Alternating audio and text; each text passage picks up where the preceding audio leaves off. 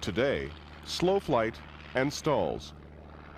In this tape, slow flight is defined as the range of airspeeds between the maximum endurance speed for an aircraft and the point just above its stalling speed for existing flight conditions.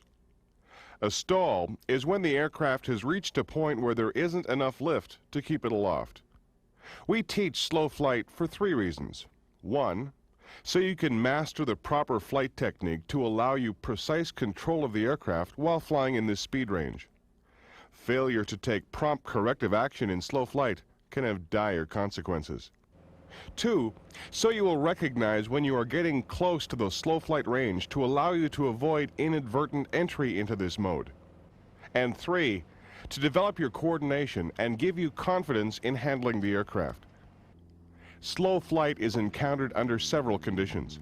These include takeoff, landing, recovering from a misjudged landing, overshooting your approach, and approach to the stall. You would not fly in the slow speed mode while waiting for weather to clear, inspecting a potential landing area, or searching for ground fixes. This is because flying in this mode requires the full attention of the pilot. Also keep in mind that fuel consumption during slow flight is higher, and you can cause overheating of the engine from prolonged flying in this mode, particularly while attempting to climb. It cannot be stressed enough that you must be aware of the effective controls at the bottom range of slow flight, especially altitude, airspeed, and yaw. Now, let's get you into the slow flight speed range. First, the aircraft may be in straight and level flight for maximum endurance. Now, bring the nose up beyond the nose-up limits for maximum endurance. Note the airspeed decreases because of the increased drag. There is also a loss of height. To compensate for the loss of height and maintain altitude, increase the power. You now have the aircraft in the slow flight range. Some precautions before we go into the effects of slow flight on the aircraft. Slow flight should be practiced in straight and level flight, descending, level turns, and descending turns. When maneuvering close to the ground during gusty wind conditions, exercise extreme caution and adjust the airspeed indicator upwards to allow for the gust factor. Also, remember slow climbs should be of short duration so as not to overheat the engine during this maneuver. The physical sensations in slow flight, particularly a strong wind, can result in a critical situation at a low altitude. This means you must keep a close eye on the flight instruments to achieve balanced flight and maintain a safe airspeed.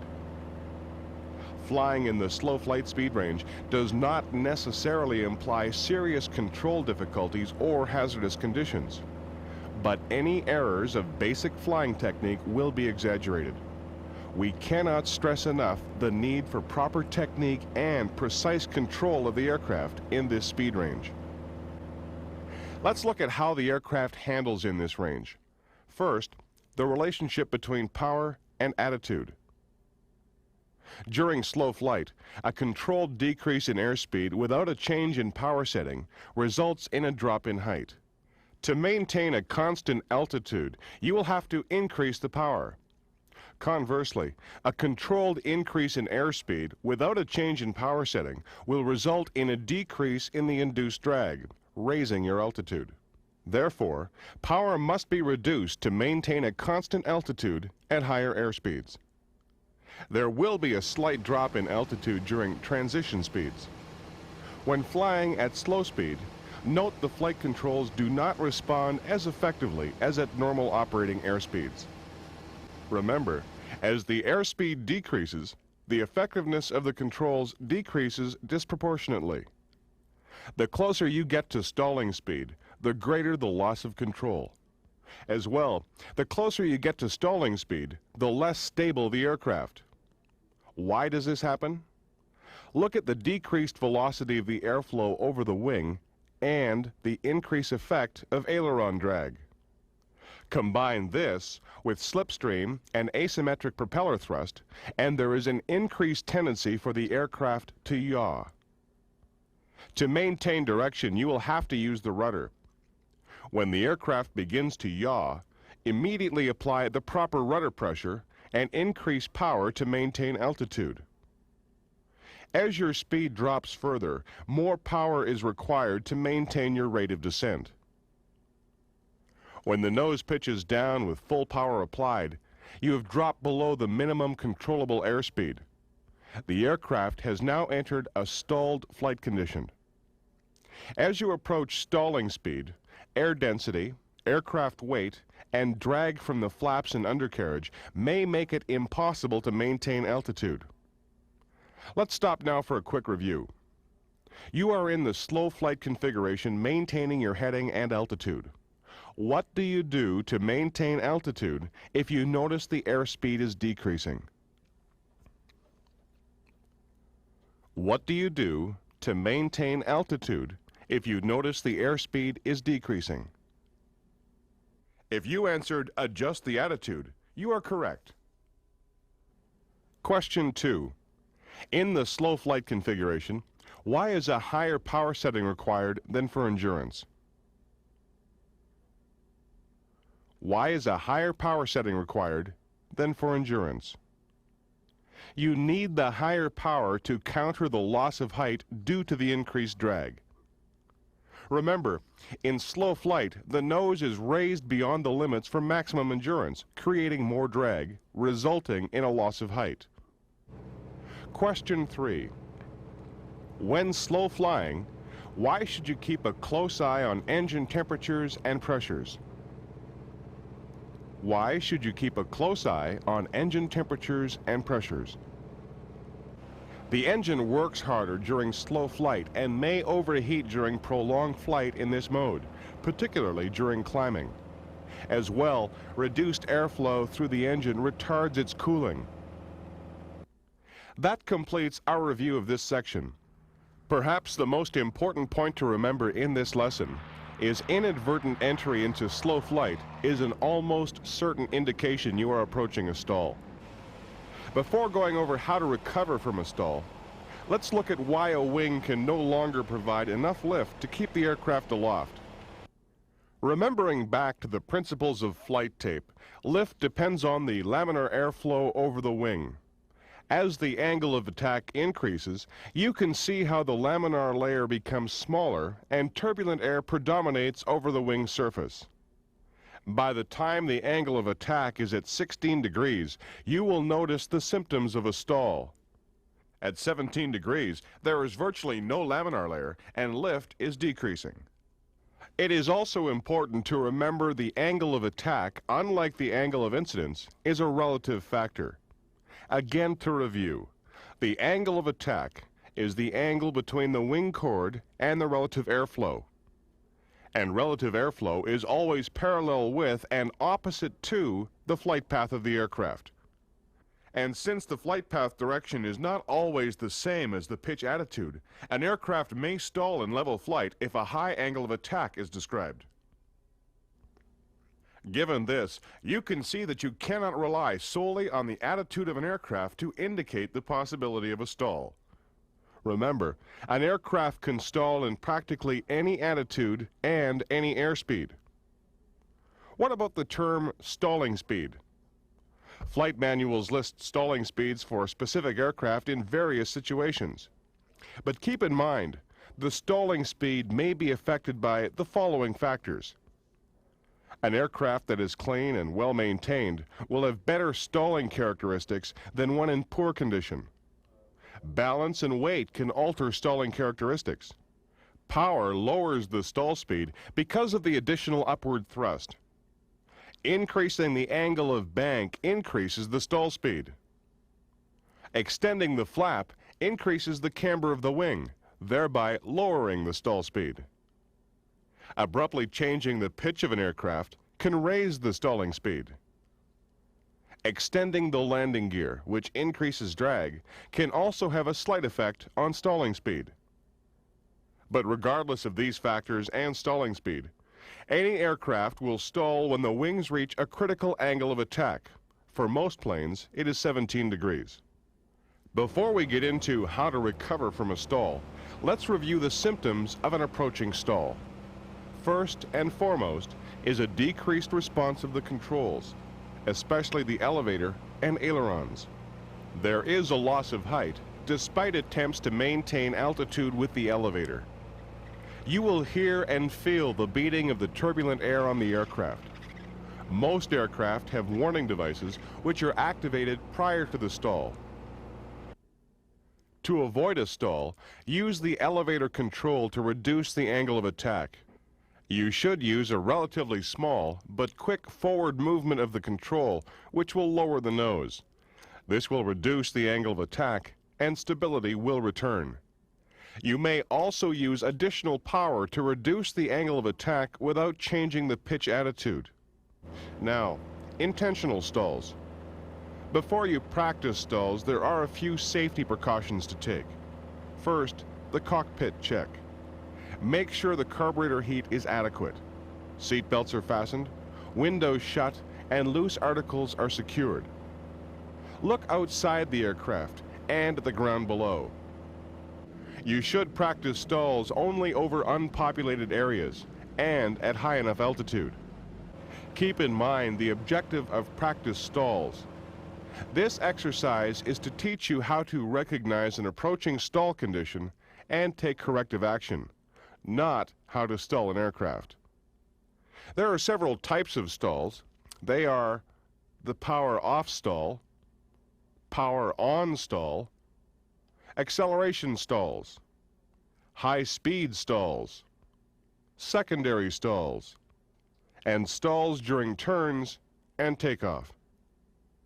A power-off stall is generally entered from straight and level flight.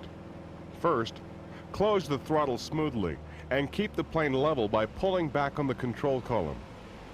As the airspeed decreases, you will enter the slow flight range. You will notice a diminishing response from the controls. Now, raise the nose as you would in a normal climb and the aircraft will stall. Use the rudder control to keep the plane straight. How do you exit the stall condition? Remember the basic rules. Reduce the angle of attack and use the flight and power controls to correct the flight attitude. First, as soon as you notice the stall condition, lower the nose. This reduces the angle of attack. In most cases, you should only have to push the control column forward to about the neutral position. Pushing it too far forward may put a reverse load on the wings and slow the recovery. Second, increase the power, but do not slam open the throttle as this may cause the engine to sputter and you will lose power when you need it the most. As soon as you've recovered from the stall and regained cruise attitude, set the power to normal. Recovery from a stall should involve as little drop in altitude as possible. Use the rudders to control direction and level the wings with the ailerons. One point to consider when practicing stalls: don't raise the nose too far above the horizon to get the aircraft to stall. Using less pitch will give you a more realistic feel of what an accidental stall will look and feel like. In practicing stalls from descending turns, be sure to continue the turn at a constant rate until the stall occurs. Then use the standard procedure and recover straight ahead with the least loss of altitude. Failure to enter the stall properly could cause a wing to suddenly drop. If this should happen, use the same recovery procedure, returning the aircraft to straight and level flight using coordinated flight control. Power-on stalls are very similar to stalls entered without power, although there are some differences in maneuvers. You'll notice the pitching of the aircraft is more steep and rapid, and the plane is more difficult to control. There is also the possibility for one wing to drop at the same time as the nose pitches down. The elevators and rudder are more effective in a power-on stall because of propeller slipstream. But the ailerons are less effective, and torque makes it more difficult to control a power-on stall. To enter the power-on stall, smoothly bring the nose up to an attitude that is impossible for the aircraft to maintain. Hold it there until the stall occurs. Recovery is made in the same manner as before. lower the nose and increase power. But because you are already at cruising or climbing power, the power increase will only be slight.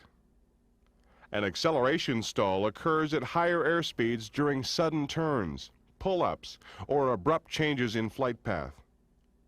High-speed stalls can be induced by pulling back abruptly on the control column at any speed the aircraft is capable of doing. This maneuver is not recommended because of the structural damage that may be done to the aircraft. A high-speed stall may also occur in a steep turn when the angle of bank is greater than 60 degrees. Turbulence can also cause an increase in stalling speed. Here, an upward gust can cause an abrupt change in the relative airflow, resulting in a sudden increase in the angle of attack. You'll note that aircraft flight manuals list what is known as the maneuvering speed. This is the maximum speed at which flight controls may be fully deflected without causing structural damage. We've already covered a stall in a descending turn in which the inside wing drops lower. But in a stall during a climbing turn, it is the outside wing that will dip because of less lift. This is because the outside wing meets the relative airflow at a steeper angle in an outward spiral. One other type of stall we will cover in this tape is the departure stall. This occurs during takeoff. As the aircraft is rotated to achieve a greater angle of attack, it is in a critical condition of flight for a short period of time. If the nose is too high after rotation, a stall may result. You may find yourself in the situation of being unable to recover from it or unable to climb high enough to clear any obstacles in the flight path. To avoid this problem, be sure to establish the correct nose-up attitude for a climb after liftoff. Another critical departure procedure is the pull-up following a missed approach. Usually, when you decide to abandon a landing, the aircraft is level instead of nose down. The airspeed is low and the flaps are extended. You may also be faced with having to make a turn shortly after abandoning approach. Take note of these mistakes that lead to a stalled or near-stalled condition following a balked approach. Not enough power. Since this is a form of takeoff, you need enough power to climb. Make sure the attitude of the aircraft is correct and not too nose high. Again, applying power plus nose-up trim will force the plane into a very nose-high attitude, so compensate accordingly. Do not forget to retract the flaps, or retract them too suddenly. Most aircraft cannot climb with flaps fully extended, and retracting them abruptly can cause a sudden loss of height. Make sure the nose is not too high should you need to make an immediate turn. That completes the section on stalls. Take time now to go over these review questions. 1. Describe how you would recover from a stall. Describe how you would recover from a stall. There are two factors to correct when in a stall. First, reduce the angle of attack, and second, correct the flight attitude. To reduce the angle of attack, lower the nose of the aircraft and then smoothly apply enough power to regain height.